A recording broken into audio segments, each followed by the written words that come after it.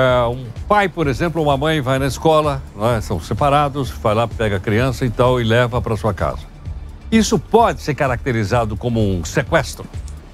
Dr. Rafael Paiva, advogado criminalista, pós-graduado, mestre em Direito, e nós tentamos falar com ele ontem, mas infelizmente a linha não ajudou. Dr. Rafael, muito obrigado por atender aqui o Jornal Nova Brasil.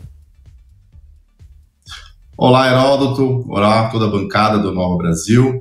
É um prazer estar aqui com vocês hoje e acho que hoje vai dar certo. Sem dúvida, inclusive com a sua participação e o seu conhecimento no assunto. Então, Rafael, e aí? Existe sequestro numa situação como essa para um pai ou para a mãe que leva uma criança sem autorização do outro?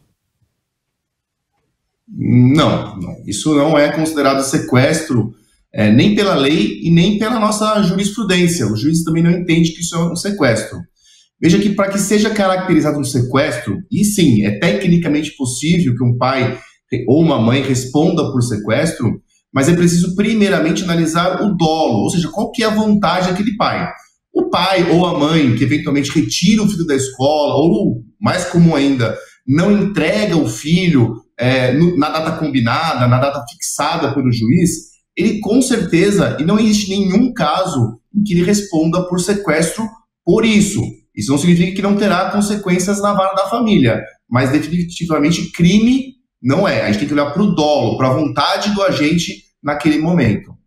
Agora, doutor Rafael, isso vale também quando o pai ou a mãe moram no exterior, vem visitar o filho no Brasil e depois levam sem o conhecimento do outro para o seu país de origem? Excelente questão, Heródoto. Inclusive, eu estou atualmente trabalhando num caso de repercussão internacional que é justamente sobre isso. Quando a gente fala em sair do país com a criança, a regra é muito mais complicada. Se o pai ou a mãe tem autorização no passaporte para deixar o país, a saída é legítima. O não retorno aí pode vir a ser considerado um sequestro, mas não é o sequestro do ponto de vista criminal. O sequestro aqui do nosso Código Penal.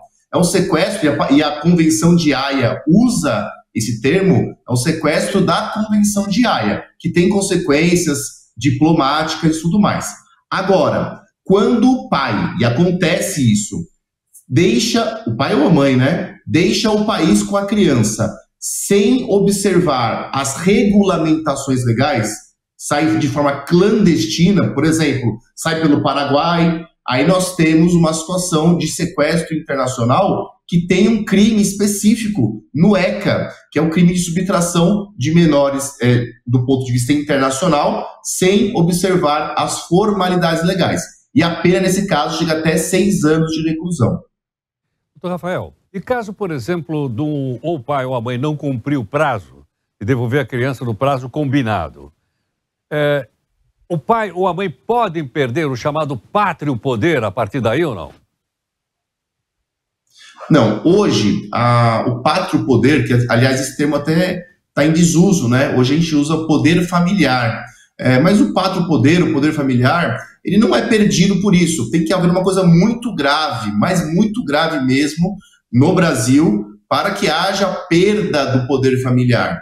Por exemplo, um pai que estupra a filha, um pai que machuca a filha, nesse caso sim, aí pode haver e acontece a perda do poder familiar. Agora, essas questões mais do dia a dia, que incomodam, a gente sabe, são questões chatas, trazem dor de cabeça, não vão ser consideradas aptas à perda do poder familiar. Pode até o juiz aplicar uma multa para esse pai, pode suspender o convívio, mas a perda do pátrio poder é muito cara para o nosso direito, então é um pouco mais difícil de perder. A possibilidade de suspensão do convívio, essa faz parte, então, vamos dizer assim, de uma repressão por não ter devolvido a criança no prazo correto ou tê-la retirado em determinado lugar sem autorização do outro lado.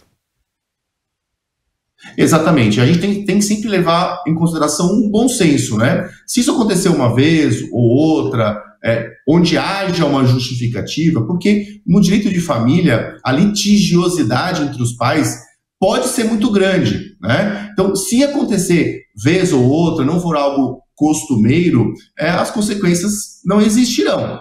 Agora, se começar a acontecer muitas vezes, aí sim, o juiz pode suspender o convívio, pode restringir o convívio, pode fazer o que nós chamamos de visita assistida, onde ele tem que ir para um local onde existem outras pessoas, ali, até um CEVAT aqui em São Paulo, onde a criança vai para um centro, é super horrível, né? Vai para um centro onde tem assistentes sociais, psicólogos, e ali tem a visitação do pai. Mas isso são para casos mais graves. Normalmente o juiz, ele aplica uma multa, né, para esses descumprimentos e, eventualmente, em casos um pouco mais graves, pode suspender o convívio. Perfeito.